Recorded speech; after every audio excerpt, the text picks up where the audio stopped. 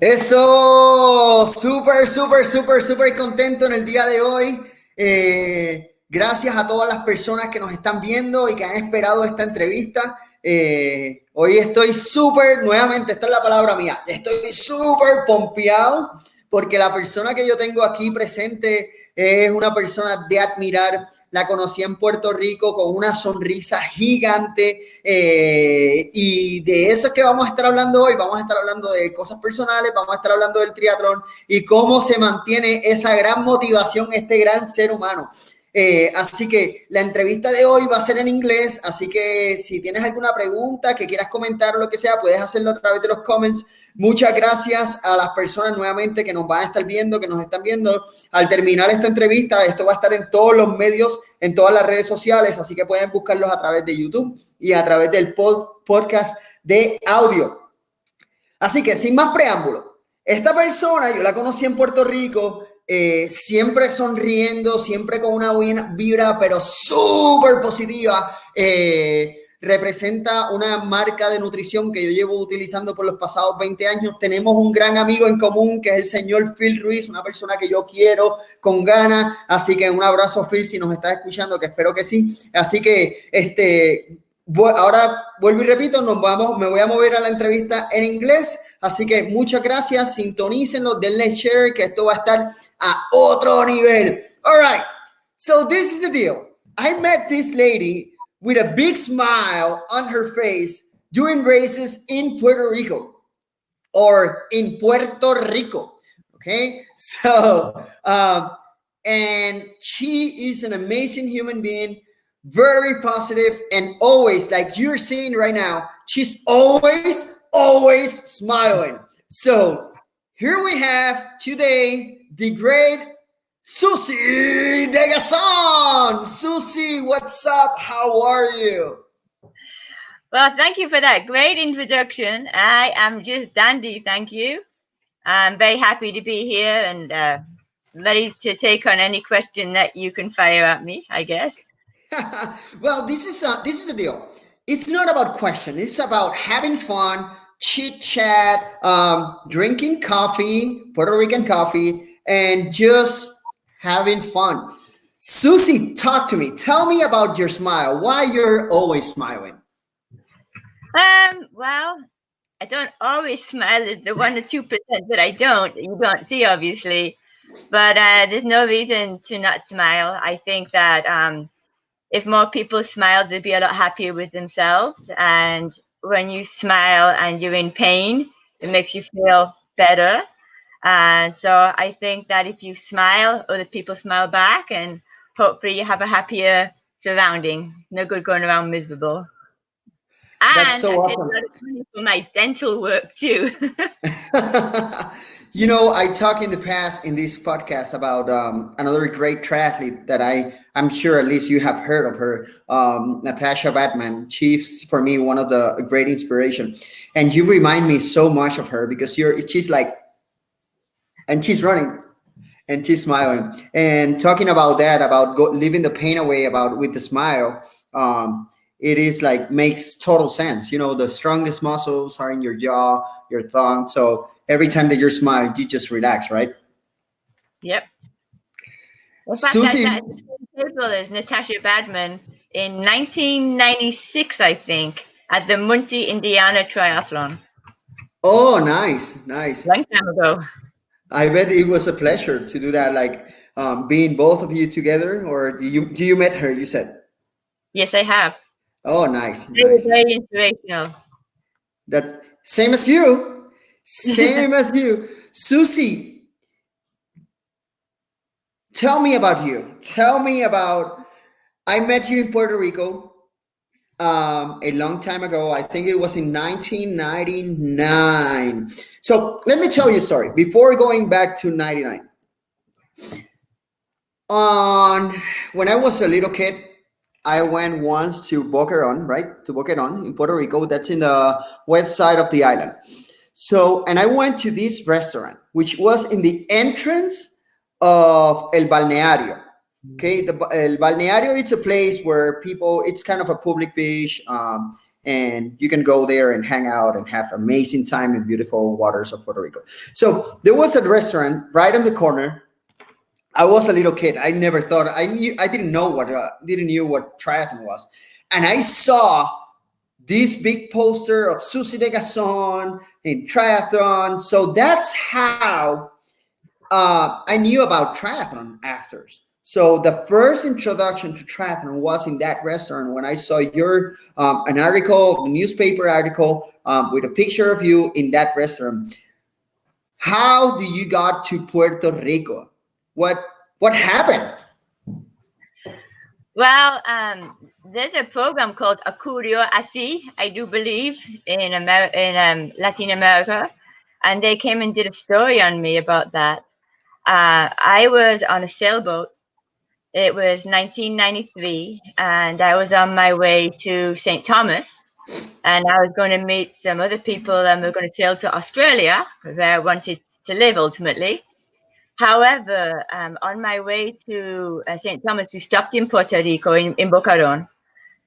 And on that evening, the captain decided he would leave again because I had plans to get off that boat. Unfortunately, when the boat left, the captain was of a shady type, let's just put it that way, and wanted me to do stuff that I did not want to do.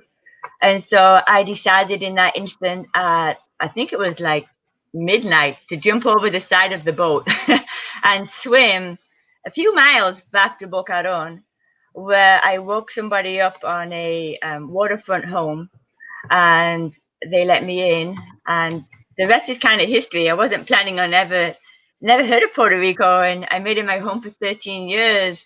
I was able to go back later to the boat and pick up my stuff that I'd left on there, and that guy, he left, and I stayed in Bocaron, and that's how I got to Puerto Rico. Wow! So you just like jumped from the boat and swam to shore, and that's it. That's how you arrived to Puerto Rico. That's the true story. Yeah. Wow. Okay.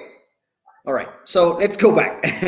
I want to know something. So what happened? What was in your mind when you were swimming during the night? I know that you are in scuba diving, but some people are like afraid of dark or swimming in the dark. You were thinking about sharks because that's a question that some people would ask, right? Were you were afraid, or you were just like, okay, I need to get out of this boat and I just need to get to shore?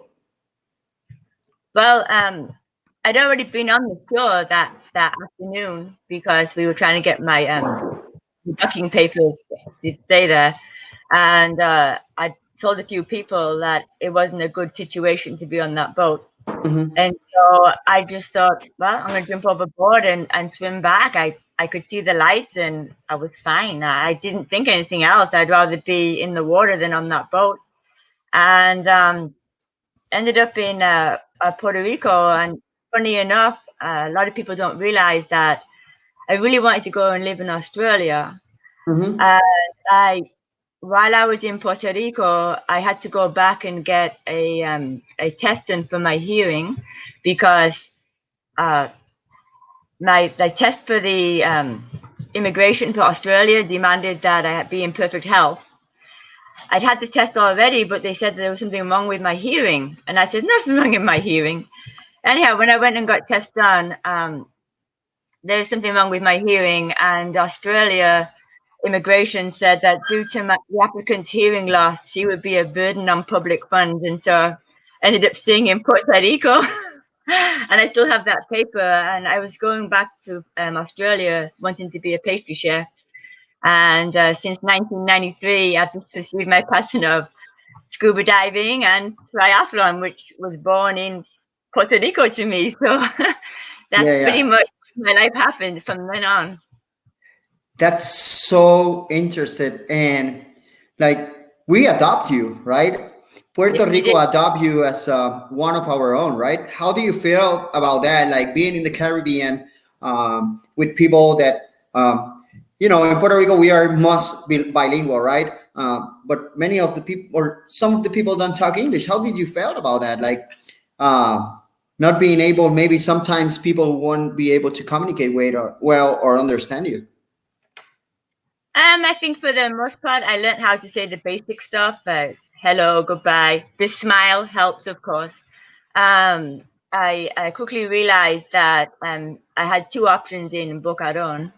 I could either just go down to the corner where all the little bars were and just drink, or I could go to the 1 mile of white sand beach and run and swim. And I started doing that, and people would try and talk to me, and I would say hello, hola, or whatever. Um, I can read Spanish. It just with the way my hearing is, I just cannot. It's very difficult to learn another language and pronounce the words correctly. But I tried so hard to say the words that I needed to say. But when I started running and swimming, I met people that were snowbirds that could speak English, and then I just started to meet people, mainly in sport. That's so great. Sports unites people. That's one of the things that I love about sports and triathlon, and all the sports. You can relate to people, and people can relate to you. That's one thing that I love about sports. I don't know if you agree with me. Oh, I agree absolutely. It's a thing about when you're racing. If you're racing an ultra, or you're racing a marathon, or even just a 5K, at some point when you suffer, you can guarantee everyone else is suffering. And you can either put your unhappy face on and start complaining, or turn it around and be happy and give someone a high five, even though you're feeling like crap. They'll give you a high five back, and hopefully everything will be dandy. But yeah, I really think that sport brings a lot of people together of all different backgrounds, and we all seem to coexist perfectly. Yeah, right. So, Susie, can we go back and talk a little bit about, because you have been public about this your disease that you had. Can you talk a little bit about that, because you're such an inspiration woman, and I think I have been doing some podcasts about different things that happened to me in the past, and I think people can relate so much before going forward, how you have overcome so many things in life to be the person that you are right now. Well, always been an overachiever, and when I was younger, I had anorexia nervosa.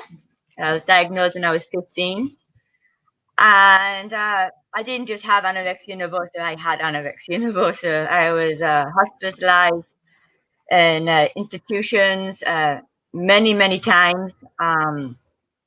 I got down to a really low weight where I was just skin and bone.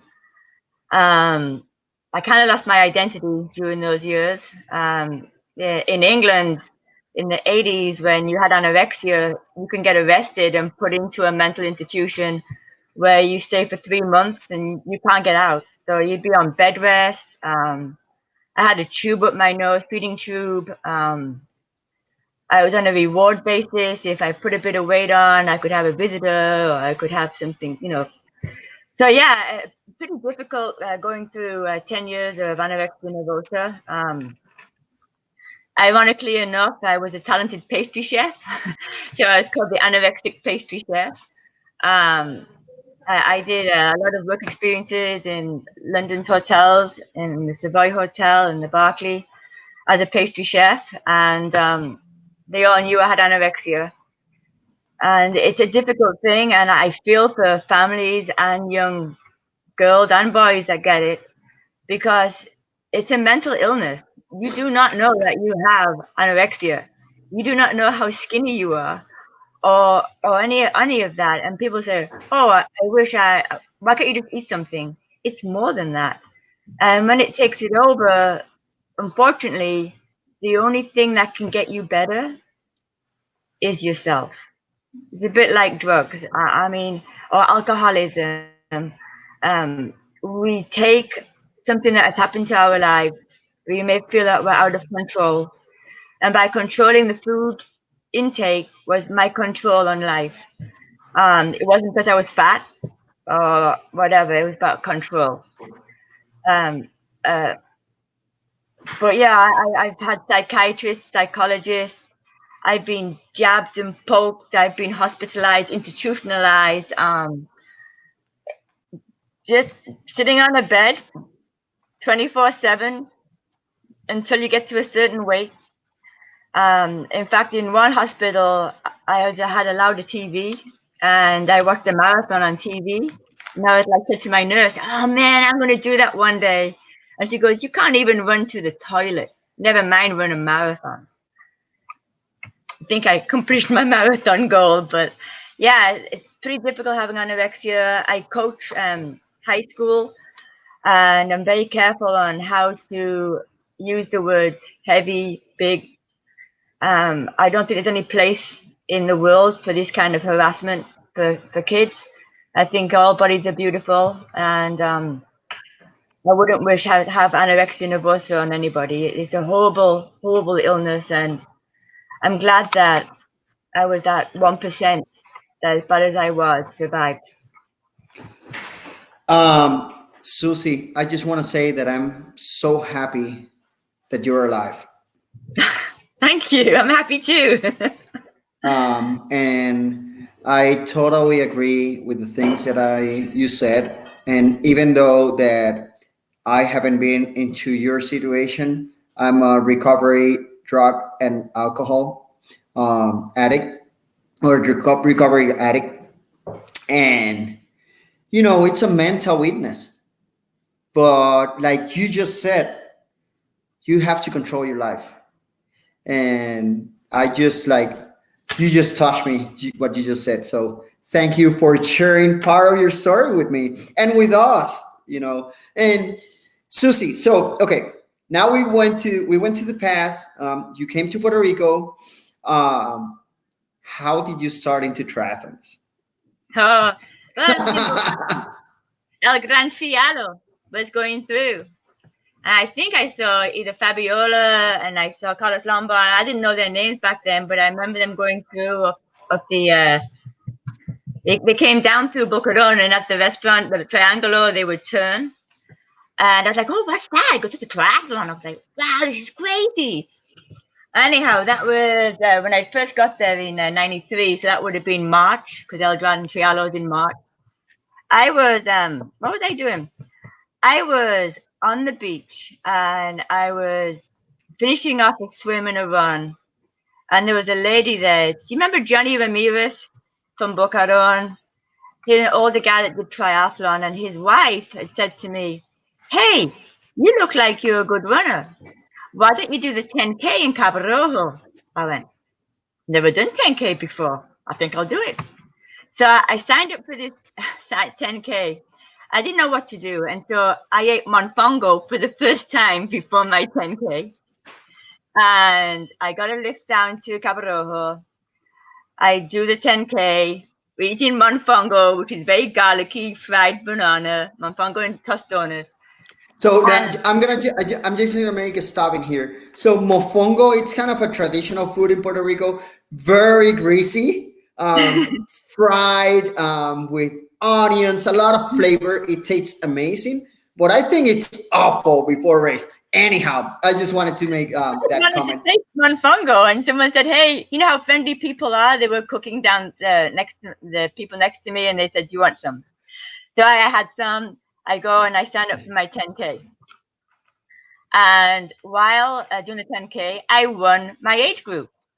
Just 1 week or 2 weeks shy of my 30th birthday. And I was like, "Woohoo, this is awesome." So while I won it, there's a guy came over to me and said, "I can help you be a better runner." But Johnny's wife had said to me there was a triathlon at Vega Baja. And I was like, "Vega Baja triathlon?" "No, I'm going to be a triathlete." He goes, "Well, do you have a bike?" I went, "Yeah, I have a ladies 3-speed back pedal brake bike." He goes, "We need a better bike than that. I know a friend in San German that may be able to lend you a bicycle for that next week." I said, "Seriously?" And this is how Puerto Rico is. You just run into people and they just want to help you. So this guy took me to a guy called Julio who lives in San German, and he lent me his racing bike, the light yellow and green. And I was like, wow, okay, great. Didn't know how to shift the gears or even take the water out of the water bottle holders, but it didn't matter. I had a bike that I could go. I went and purchased a bathing suit, and he got me some running shoes. So the next week is Vega Baja.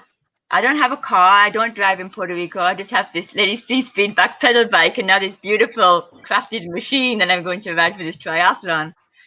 And so I took a Publico. Then a Publico would take me to Vega Baja. They charge me. Sorry, a Publico, it's kind of a public transportation. So I just wanted to. That's okay. I took a Publico. It cost me an extra $50 because I had a bicycle. And I'm squashed into one of those small taxi places with all these big women around me with their bags, and it's this little old me with a bike in the back. Anyhow, when we got halfway there, I think it's Arecibo, they make a stop. I was very upset because I couldn't get to Vega Baja, nowhere to stay, and how this RICO was going to get there. There was a guy there with 2 bikes on his car with his wife and 2 children. And I said, oh, you must be doing a triathlon. It's a true story. And he goes, we are. I said, well, I am too. I'm so excited. I'm going to Vega Baja. I'm in the Publico. And he goes, well, we can take you. I went, for real? So I ended up getting in this guy's car with his wife and his 2 kids, put my bike in there, left the Publico, and he took me to Vega Baja. The night before, I stayed in the dorm, like on the school dorm, wherever they had us all put up. And there was like 6 or 7 of us all camping out in the dorm. And someone goes, oh, she must be a really good triathlete. Look at the bike. And I'm like, oh boy, if only you knew. I can't even ride it. So they gave me a quick lesson on how to change the gears and get the water. And I remember saying, I need to eat something. I didn't know what to eat. I didn't know about nutrition back then. And they let me go. And they took me out. And I bought Pop-Tarts and a Snicker bar. Because I didn't know that Pop-Tarts, good energy, Snicker bars, protein, bit of peanuts in there. Anyhow, the next day I did the Vega Baja triathlon, which absolutely changed my life, by the way. I still have the small trophy I won. More importantly, I won $50 back. That would have been my fare for the Publico. But I didn't see a problem. People were saying that I'd have a hard time finding my bike. It was the only one left in transition after I got lost on the swim and came out of the swim. My bike was just there. And on the bike, I rode it with my running shoes and just a bathing suit back then. Passed a load of people. And then on the run, I had so much fun. People giving high fives out. And won my age group. And I met a guy called Bauk Bendin. And Bauke, everybody knows Bauke back then for triathlon, and he brought me back to Mayagüez. And just from there, I started doing Isla Verde, Arecibo, all the triathlons. Every week, every weekend, there was something we could do, go and see. I met so many people. I won my age group, and sometimes I didn't win anything, but I had so much fun. And a triathlete was born. And the bicycle, he never got it back. I ended up paying money for it because I kept it. That's such an amazing story, how just a simple thing, finishing a race, changed your life, right? Because you said so. You said that it changed your life. And how just you were like in your mind, you were like, okay, I can do this. I'm gonna go with this with my bike, with a single like 3-speed bike, and let's just have fun. That's the magic of it. And I want to make something clear, like to people. If you're starting a triathlon, and this is for the people that are listening to me right now, you don't need a high-end bike to finish a race. You can do it with whatever bike is around.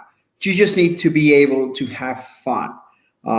So it's all about that, about finishing and enjoying the race, and then in the future it can become like your passion or whatever makes you like feel happy. But you just need to be able to have fun.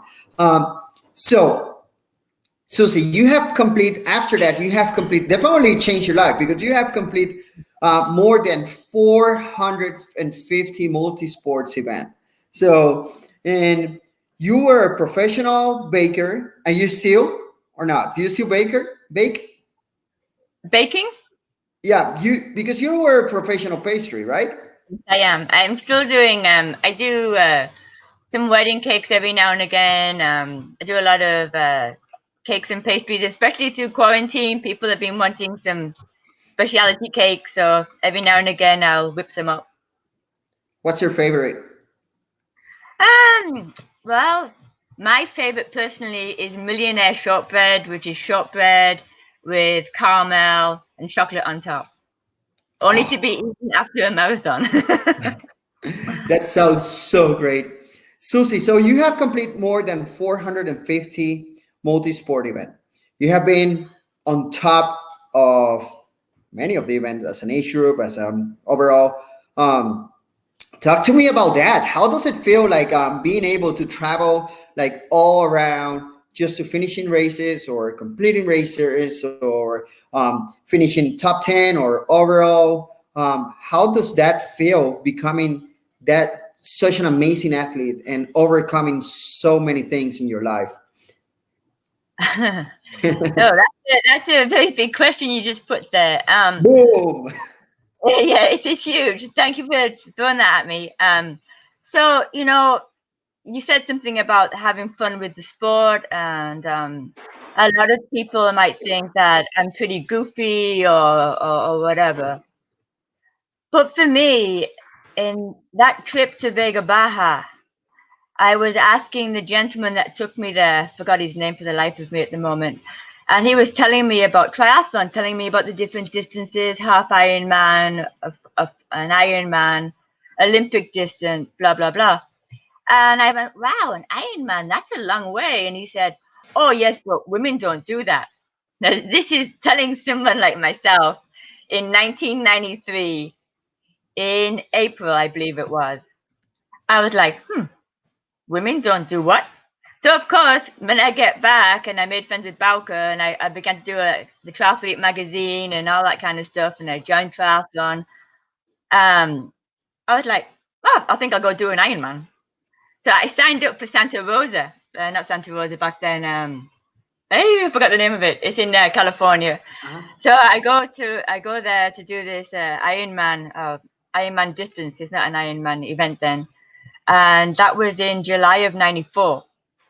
I had not trained for it. In fact, I broke my leg in January of '94. I had a hit with a car, where the car made spike with bicycle on it, and I had a cast on my leg for a while.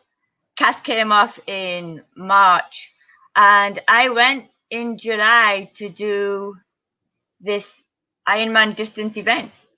Lombard lent me a bike box. I got lent wheels, um, and I went and I finished it. I finished it in 14 hours. I was second last. They were taking the balloons down. There was no like, hurrah, she's coming in. And I'd never ran more than 13 miles. I'd never swum more than 2. And I'd never cycled more than 50. But I had fun. I mean, it was a painful kind of fun, but I finished it. There was railway tracks, and I got off the bike and walked over it. And I think that I meet a lot of people now, and they'll be like, I'm not sure whether I'm ready to do a half Ironman or full yet. And I've been a triathlete for like 3 years, and I'm still trying to start out the distances. But for me, how will you ever know you can do something if you don't do it? Go have fun. It's not about being on the podium. It's certainly not about winning one. I mean, I don't ever think I'm ever going to, I know for sure I'm not going to win an Ironman race, but I can go and give it my best and have fun doing it.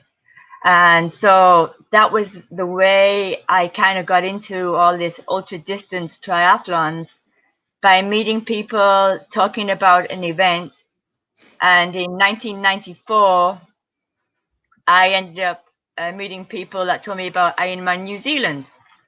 So I went to Ironman New Zealand. And I did that the next year. I went to St. Croix. I did St. Croix. And then I realized it was pretty expensive, and I don't have a lot of money back then. I still don't have a lot of money.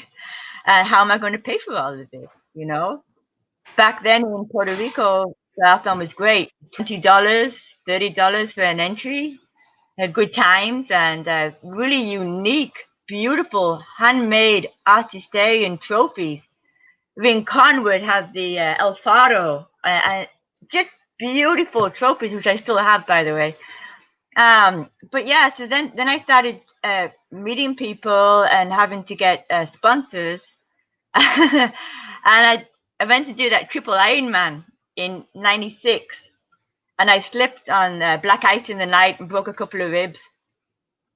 So in 1997, I'm like, I got to go back to France and do the triple Ironman in Fontenay. Can you repeat that again? You broke a couple of ribs? Yeah, in France in '96. It's normally held in May. It's not held anymore, and it was called La Fontenay.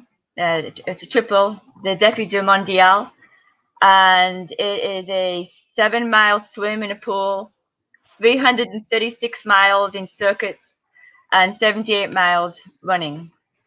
And I don't have time to tell you all the funny stories of that, but anyhow, I had an accident and I couldn't go any further. So in '97, I went back again. And right before the Défi du Mondial, I did Nice, the Nice triathlon. Oh, wow. Nice. And actually got my first pay. They put me in as a pro. And I said, no, I'm not a pro. I'm from Puerto Rico. I'm not a pro. And they still started me with the pros, but I went and started off with the age groupers. But I got 10th place pro back then. So I got a check, amusingly enough, really kind of funny. But anyhow, I got a check for that race. And then I met some people from England. And we'd gone out and celebrated the triathlon, and I twisted my foot real bad, my ankle. I took a train to Fontenay to do the triple Ironman, where I was having problems with my foot. And the day before the triple, they injected my foot with anti-inflammatories and told me, do not use that foot for 24 hours. Swim for 7 miles.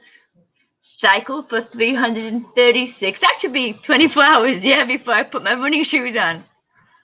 So I did the swim in the pool, 222 laps of an outdoor pool, and then 336 laps on the bike. And in Europe, these things are pretty big. Everybody's camping out and having fun. And that run, 78 miles, I got it done, and I finished third. So I got third place in my category in overall female.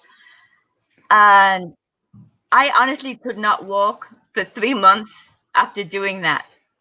I probably should have trained a little bit. And I met Eric Seedhouse while I was trying to get up onto the podium. And he said, if you want a really good triathlon, you should go to Hawaii and do the Ultraman. I'm like, Ultraman? What's that? I'm like, this is how things happen. It's not like I sit down and I plan out what I'm going to do with my life. So I was like, okay. So back then, the entry forms for races were inside magazines, and they were paper, or you had to apply in writing. So I got my paper form from the resurrected Jane Baucus back then, filled out my paper form, and I qualified for doing triple Ironmans and double Ironmans. And up I went and did Ultraman Hawaii in 1998, which again was mind-blowing. And along the way, started acquiring a few sponsors, helping me out with product support. And ended up getting a British airline to sponsor me with my airline tickets when I wanted to go. And then I ended up meeting some people from Hawaiian Tropic, John Foster, and ended up being a Hawaiian Tropic athlete for the most of my time in Puerto Rico. And that was how I got to travel. Pretty spectacular. I got in my own bike box, trial-free sport box. I put my bike in there. My dive gear would go around it, and off I'd go to my destination. Super, super excited, feeling like $1 million that I'm going to do a race. And a lot of people have given me homestays. A lot of people have given me, paid my entry fees. A lot of people have helped me on my journey, and far too many for me just to say right now. But the sport has been good to me, not just because of the sport, because of the people that have helped me become who I am. I couldn't have done it by myself. That's so great. I was talking on Tuesday in this platform. I did a podcast with George Cespedes. He's a Puerto Rican, Cuban, North American. He lives here in Colorado, and he has the triathlon club called Try Animals. So, and he was saying like, for him, it's all the social that it's involved, like all this social aspect. That's his passion about the sport, the social aspect and sharing time with people. So yeah, you said something that I think it applies in all aspects of life, which is like you have to try things, right? You don't know what's going to happen if you don't try things. So you talk about that into triathlon, and I think it transfer in all aspects of life, right? So if you don't try things, you would never know what's going to happen. And I totally agree with you. Those words, like I'm taking notes in here, right? So I'm taking notes about like what you're saying, and those words, I think it applies in all aspects of life, right? So and also one thing that you said, like all bodies are just beautiful no matter what. I think that's if we tell that to people, people will get to know better of themselves. I don't know if that explains, like I'm explaining myself, like people need to realize that living in their own body, it's just a beautiful thing. And you just said that in other words, like all bodies are beautiful. So thank you also for sharing that. So we have been chatting, and we have come like to the conclusion that you are such a strong woman coming from your past, overcoming that. Okay, I'm gonna do a triathlon. I'm gonna take a publico, so I'm gonna take a public transportation. I'm gonna eat a sneaker. I'm gonna eat a mofongo. I'm gonna eat a pop star before race. I got my ribs broken. I my foot, it was injured, so I needed some injection. So talking about all these things that you have overcome, it's motivation, but also it's so inspiring, and you have a great mindset. So nowadays you live in Los Angeles, right? And you are also a high school coach, other than you're a swim coach, a master swim coach, but you are also a high school coach. So how do you transfer all this energy into high school? High school, it can be hard. I have been into high school coaching right now. I'm a swim coach for a league for kids, little kids, all the way to high school. So I really know what's happening down there. How do you transfer like all this great energy, all these positive things that you have into these kids that are growing up, and hormones are going on, so how do you transfer all that into coaching, into your swim coaching, to your kids? I think keeping it real, with the kids, not overstepping your boundaries. Um, I bring in assistant coaches that pick up the things that that are younger than I am, that can relate to the kids also.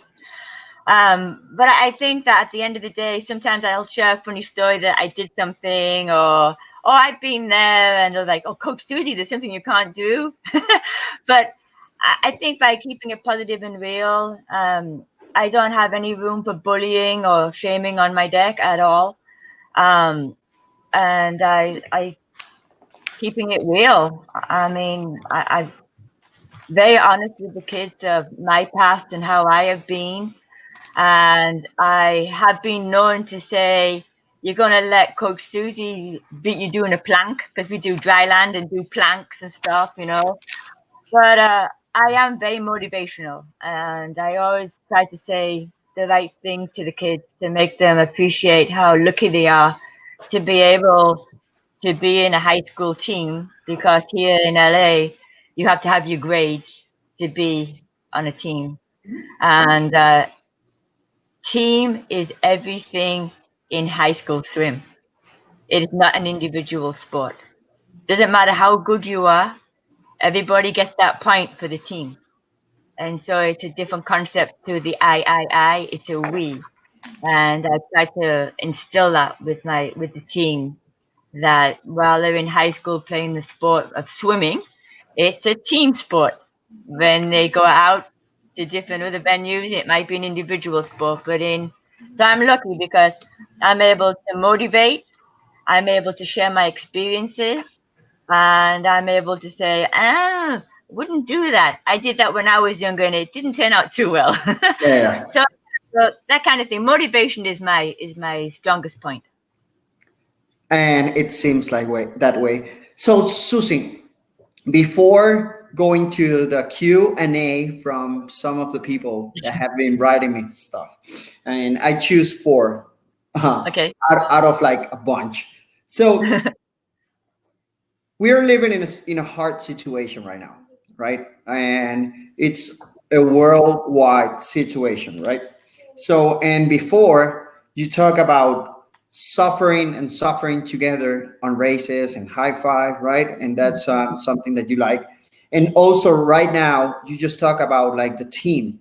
Like it's not a we, it's not a me. It's a we, right? So it's not Yeah. about me, my ego. It's not about that. It's we, and we stand up together.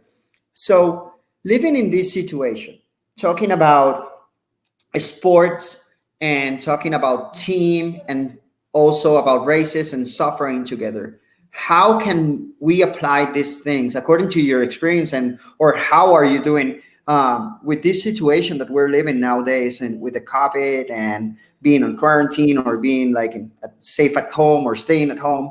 How do you apply this in this aspect? You mean how am I applying it to training, or how am I applying it to helping other people, or? Both on personal and with athletes, or how are these things going, Well, how things are going on with you in this well, situation? first of all, I don't have a job because there's no high school. So I've absolutely floored for the seniors, unable to do their final year, have their parties and everything like that. The high school that I'm with, Cabina, have done a remarkable job of making sure the seniors are all. It's a lot of social media time. Um, for myself, personally, I haven't been able to scuba dive. I also am a scuba instructor. Haven't been able to do that either. And at the beginning, I really took it hard to stay at home. I would just go for walks around the neighborhood, but for the most part, would stay at home. And while I'm coaching, I don't really have time to ride my bike a lot.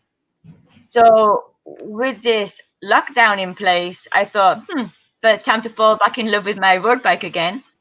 And I live right next to Glendora Mountain Road, which is a beautiful 7-mile uphill of nothingness. And it's closed off to traffic. So once a week I'd go up there on my bike. And then I felt a bit guilty about doing that. And so I signed up for Zwift, the like sitting there on a stationary bike thing.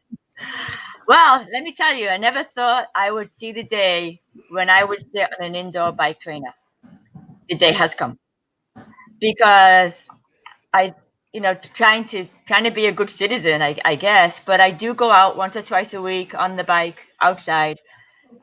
Swimming, nada, nunca, just Yeah. dry land bands, and the master swim group that I belong to, competitive tri swim masters. We have like a little get together on Zoom, and we all do push ups and planks and mountain climbers. I'm gonna try your new one next time and contending do the arm rotation. Yeah. Done that one. Yeah, and so I've kept myself really, really busy. Flawed that all the races have been cancelled, and so one of my big races has been transferred to November 15. Hopefully next week I'll be able to go scuba diving again.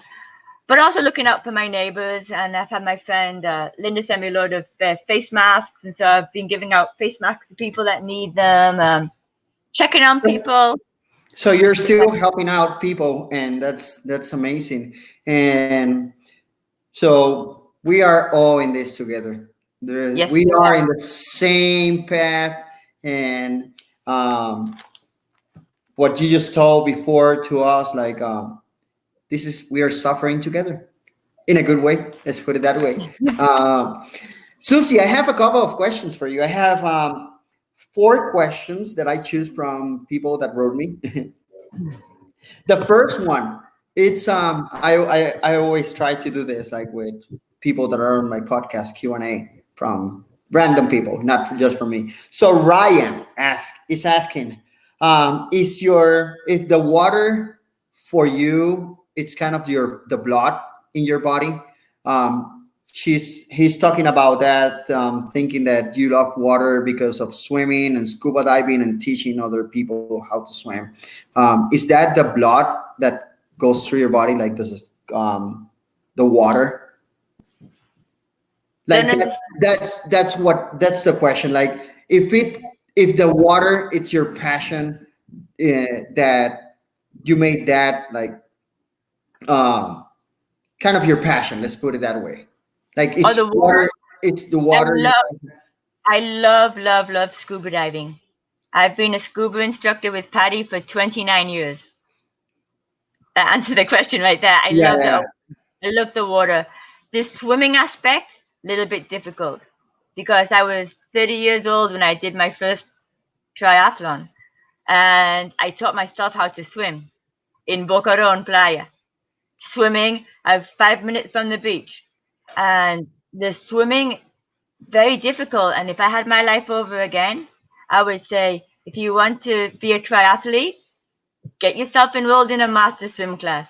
Get your technique down, because when you're swimming 4 or 5 miles by yourself, you're just practicing the same technique, which might be wrong, over and over again. It's better to swim 25 meters in a good form than 50 meters in a bad form. So the ocean is my absolute passion. I love the ocean. The swimming has been a trial and error. I've enjoyed it, and when I moved to LA, I finally got into a master swim group, and I was able to work on some of the problems that I'd had with my swimming. So Ryan, answering the question, the water runs in her blood. Yes. So this is a great question. This is from Maria. Have you ever experienced some woman's issues during a race? Oh my, we got there. Okay. Yes, I have. Oh boy, I don't know if I should tell this story, but you know what? I think I will. I was doing a double IRONMAN in Quebec, Canada. That's a 4.8 mile swim, and there's in the river, Flavion or whatever it's called. It's a big lake in Quebec, and we swim down it. And I'm getting ready. I go to the bathroom, and I come out, and I have a male crew, and I say to the male crew, "I have a problem." He goes, "What's your problem?" I went, "It's that time, the time of the month. I just started, and I have like 30 hours of racing to do." And he looked at me and he goes, "What do you mean?" I mean that while I'm swimming 4.8 miles, you need to go and get me some feminine stuff from the chemist. That's what I mean. And so that's the kind of issue she's asking me about.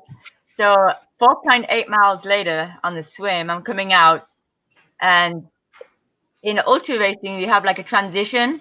So you'll have your crew will be handing you a sandwich or a gel or whatever it is that you have. And there's my only male crew with a pack of tampons. So everybody now knows that this girl has a problem for her race. And I'm like, oh, really, dude? You couldn't hide it? Give it to me.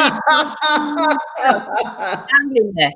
So anyhow, long story short, I had so many women of the male athletes, their wives. Are you okay, dear? Do you need an aspirin? Do you need some ibuprofen? I'm fine, I'm fine.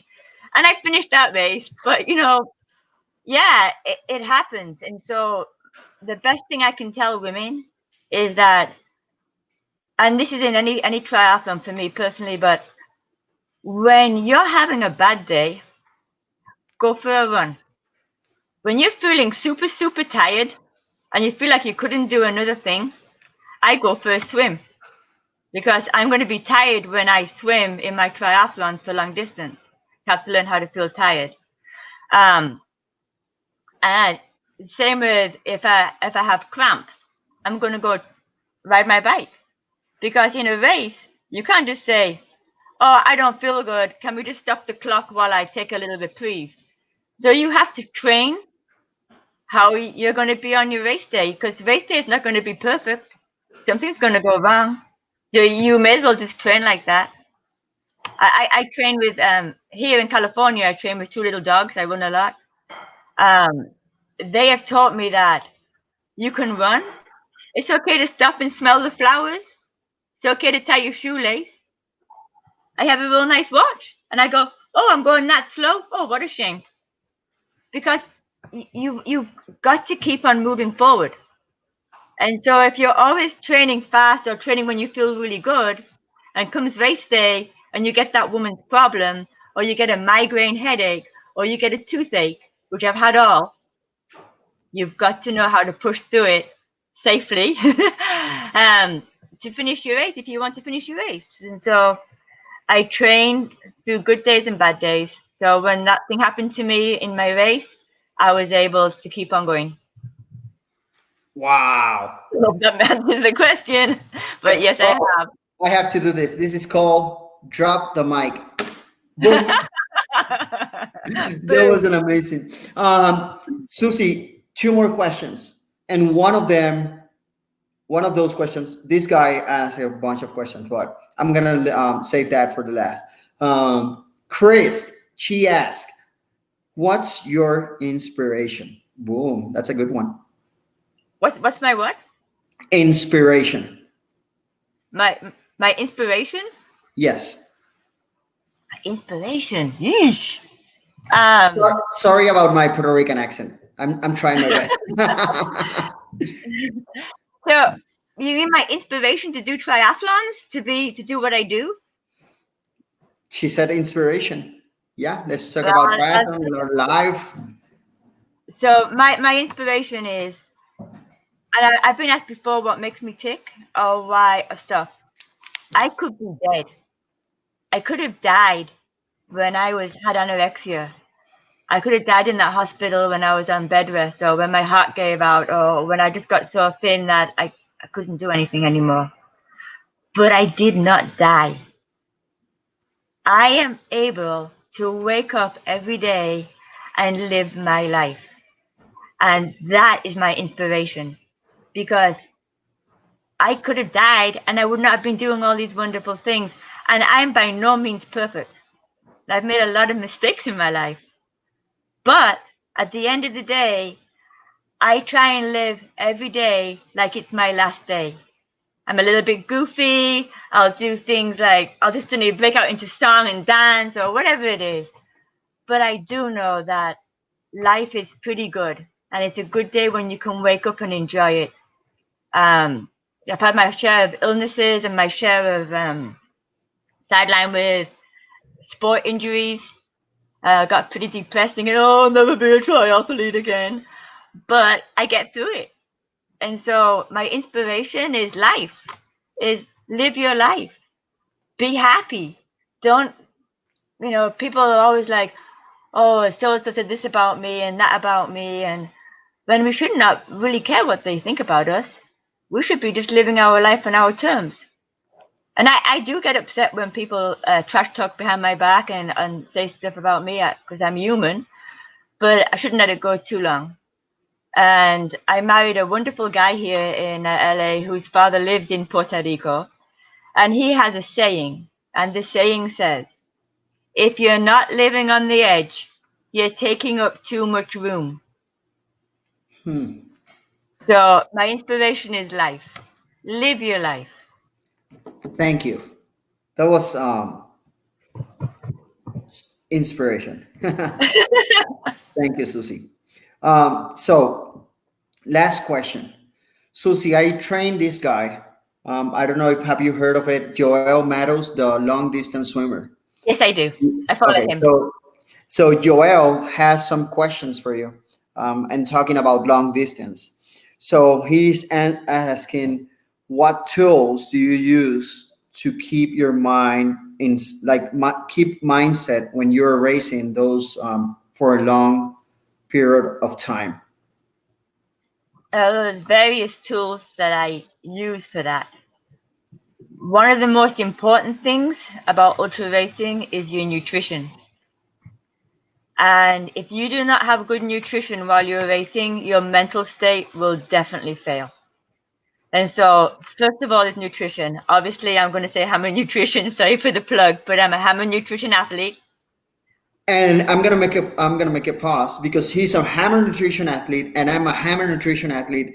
And even though, right now I'm a Hammer Nutrition athlete, but in the past I have been using Hammer products for the past 20 years, without being a Hammer Nutrition athlete.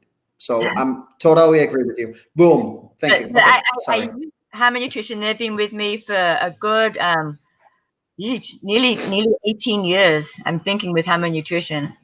And what I have learned is that you need to keep hydrated even when you're swimming. You need to keep up your protein after 3 hours. And that's just the nutritional aspect of it. Then you go into the mental aspect of it. So when I was in France and we're doing circuits round and round and round in circles, I think I had like 13 miles left. I kept thinking of Boca Raton. I'm running down the beach. I'm running up the Blenherio now. And so I mentally transport myself into a different situation and try to think outside the box. With swimming, when we swim 6.2 miles in Ultraman, and it's open ocean, I start to hum, I sing songs, I count my strokes, and then I think of other things of why am I doing this? What's my motivation to keep on going? What would happen if I suddenly stop? And then there's the low points in racing where your stomach's not good, or you're having bathroom issues, or your head really hurts. And in those moments are the moments when you're the weakest, where it's so easy to stop. You have a little blister and it's on your toe. And every time you put your foot down, it hurts. In those situations, I normally stop for like 5 minutes, sit down and think, everybody else in this race is hurting and everyone else has the same problem. And I have to keep on moving forward. Otherwise, I'm not going to finish. So, I mean, mentally, you have to be tougher than tough because it comes like in the nighttime when it's dark and you're out there riding your bike and it's raining and it's windy and you're out there riding your bike. You're like, does anybody really care I'm out here riding my bike? But then I think of all the good things that come with finishing. And the finish line's a pretty special place.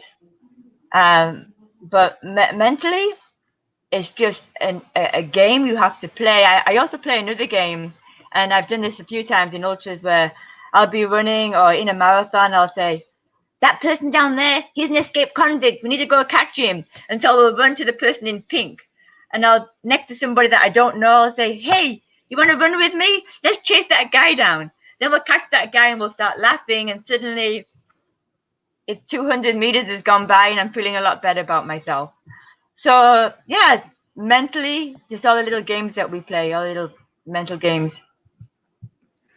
Also, he have two more questions before ending the podcast. Sorry. So Have you ever feel delusional like on a race? And if so, what do you do in that case? When you run long distance, like I mean, I run a 50 miles, and it was really hot. And apparently, this is back in '98 when I first started doing long distance stuff, and I got so delusional running down the Queen K, and it'd been all day Friday, all day Saturday. Now it's Sunday, it's the final haul home. And I just got all giddy and dizzy and doing really stupid stuff. And the reason that we get like that is because we're so tired. And we really need to listen more to, it goes back to nutrition and food and rest. So through those delusional times, just hope and pray you have a really good crew that can help you through it. I think that Steve Bone from Hammer Nutrition, he got really delusional on a race across America. And I think it was the little fireflies, and he gets through it. You know, we all get through it, but you know, the delusionals are just part of long distance racing. It's part of being tired, where your mind just goes into a different zone. And at nighttime, the trees will look spooky to me. They're like they jump out at me, and that kind of stuff. And you just got to realize that. Try and keep going through it. There's nothing really you can counteract it. Once you get those delusions, you just need to accept that you're tired and know that they're delusions. Nothing worse than seeing a black ghost come out at nighttime of a tree while you're riding your bike. But you have to understand that also you're tired. So it's a mixture of things, being tired and nutrition. Awesome. And last question from him, from Joel Matos, who is an ultra swimmer. How do you, I'm going to try to pronounce this well, Susie. Okay. How do you prepare yourself for sleep deprivation? Oh. Well, so good question. Oh boy. So I have pulled off all-nighters. I don't typically sleep a lot anyway, and I do love my rest. But when I was starting out, because I was younger, I felt like I could do anything. Yeah. um, and I found that if I didn't eat solid food during the nighttime portion, I would get really sleepy. So I would live on like liquids most of the race. And at nighttime, psychologically, it's like it's nighttime. I need to go to sleep. And then you get yourself some mashed potato and put some protein powder in there and mix it all up. And cold compresses. I mean, you can stay awake all night and train like you're going to race. I have never been that athlete. I don't get up at 2 o'clock in the morning and go for a run around the block. I just don't do that. But I do put some long efforts in when I was racing, ultra distance racing a lot. I would put in 7 or 8 miles, hours on the bike and go home, go to sleep. Next morning, I stand up for a marathon and jump in on a marathon because you're training your body to keep on going. You're training your body to do it when it's sleeping. So in swimming, I used to go to Boca Raton and I put a big cooler of my gels and water at one end of the beach. I would swim 2 miles, go back to the cooler, take a sandwich or a gel, swim again 2 miles. And I'm training my body to eat and while I am swimming. So just trial and error. You get used to it after a while. Thank you. You know, so that's all I can say about that. Awesome. Thank you. Susie, any words that you want to say to people that are listening, watching before ending the podcast? I say chase your dreams. If you're a triathlete and you're not sure about doing a certain race, go sign up. Get a friend to do it with you. Don't worry if you're going to come in last. I've come in last. I've had DNS and I've had first place podiums. They're all equally as memorable, believe it or not. And just triathlons have changed my life for sure. I love the sport. I love sharing it with people. I love coaching it. And I'm happy to answer any questions. If somebody wanted to email me a question about ultra distance racing, I'll happily do that. But for the most part, be happy with what you do. If you want to do a triathlon, be happy doing it. Don't be all miserable and sad if you didn't get the place you want, because there's always another triathlon on the planet. So live your life, have fun, take chances. Awesome. Thank you so much, Susie. So, guys, if you're watching this, if you're listening to this, always smile, be happy, and don't be afraid of trying new things. You never know what to expect out of it, but you first have to try it. So, thank you so much, Susie. Muchas gracias. It was a pleasure having you here, chatting with you, having this amazing conversation. So thank you, thank you, thank you. Muchas gracias a todas las personas que nos escucharon. Realmente me siento bien bendecido y bien agradecido de las personas que están tomando de su tiempo para escuchar estos podcasts que se tratan de el deporte y de la vida. La semana próxima, next week, I'm going to have Luli López. De la próxima semana voy a tener a Luli López on Tuesday. Monday I'm going to start with David Vélez. El lunes tengo a David Vélez. El martes tengo a Luli López. And on Thursday, el jueves, I have Babi Quiñones, who is a top 10 bodyboarder in the world. Es uno de los mejores bodyboarders el jueves que viene, así que estamos en mayo 14 del 2020, si estás escuchando esto, bien pompeado con lo que se aproxima. Así que muchas gracias por sintonizar. Un abrazo bien fuerte, acabo de mover el micrófono. Muchas gracias, que tengan bonito día, bonita tarde o bonita noche. Chao, chao. Gracias, bye bye.